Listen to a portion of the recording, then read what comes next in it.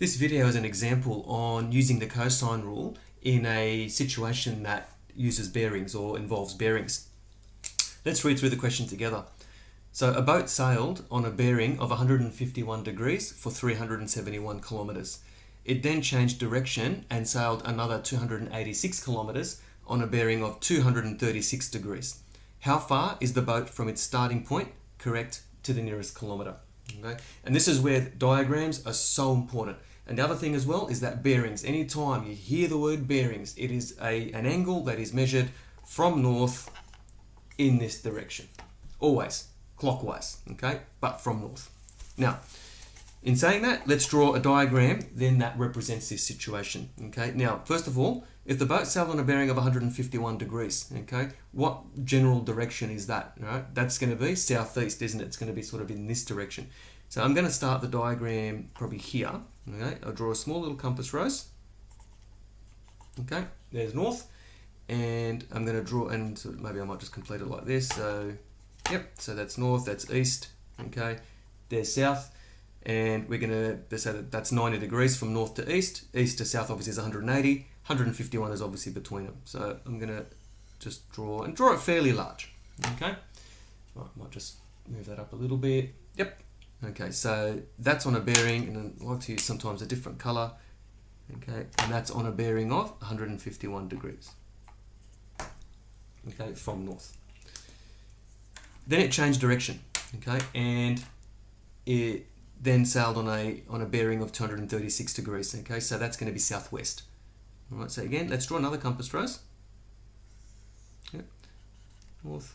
Okay, you don't have to put east, south, and west. Just north's enough, as long as you know what you're doing with that. And it doesn't have to be to scale either. And it sailed for another 286 kilometers. So, and it's a bearing of 236. Sometimes it helps to underline some of these numbers as well. Okay, it's very, very important data. There's actually four numbers there that are very important. 151 degrees for 371 kilometers, and I should probably write that in there as well. And 236 degrees on a distance, or at a distance of 286 kilometers. So I might just do that. All right. Okay, and again, bearing of 236, so measured from north and clockwise. So that's 236 degrees. All right. Getting the diagram accurate is critical. You don't get the diagram accurate, it's basically the whole question is going to be wrong. Okay, let's call that B and let's call that C. Okay, now we need the distance AC, don't we? So one thing I forgot to add on the diagram was 286 kilometers. Okay, so 286, so BC is 286, AB is 371. All right, maybe I'll make that a bit clearer. Sorry, sometimes these pens are very hard to see sometimes if I squash the writing up. So there's a lesson for you as well. Keep your diagrams neat, tidy, draw them fairly large, okay? So the detail is evident, okay? You're not going to get confused. Right, now, what do we need? We need distance AC. So I'm just going to draw a dotted line. Okay, so that's really the distance that we need there.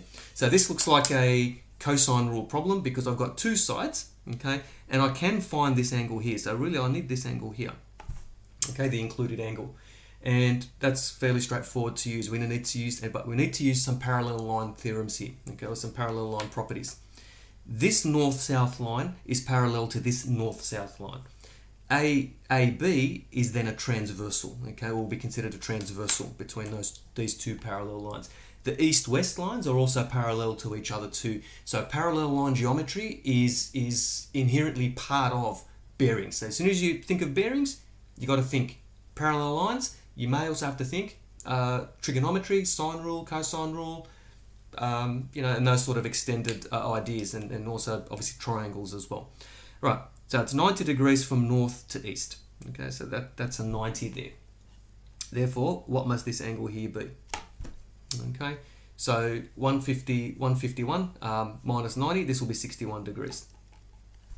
Now, parallel lines, okay, so I'm going to use the east-west lines, okay, so there's alternate angles there, so that there, so you can see I'm tracing it with my pen. This will be 61 degrees there, all right.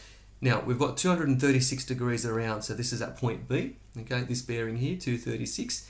Okay, so we've got 180 degrees from north to south. or we can go from north to west, okay? That's 270 degrees, okay? And we minus that from 36, from 236, and we get 34 degrees, okay? So I'm just going to write 34 degrees here. So it's the sum of these two angles, okay? 90, which is going to be 95 degrees, all right, is going to be now the included angle and between these two known sides. So now it's a cosine rule problem. Okay, so probably from this point on, you probably know what to do at this point if you know how to use the cosine rule. But for those that would like a little bit just more revision on the cosine rule, okay, so by the cosine rule, okay, we need AC.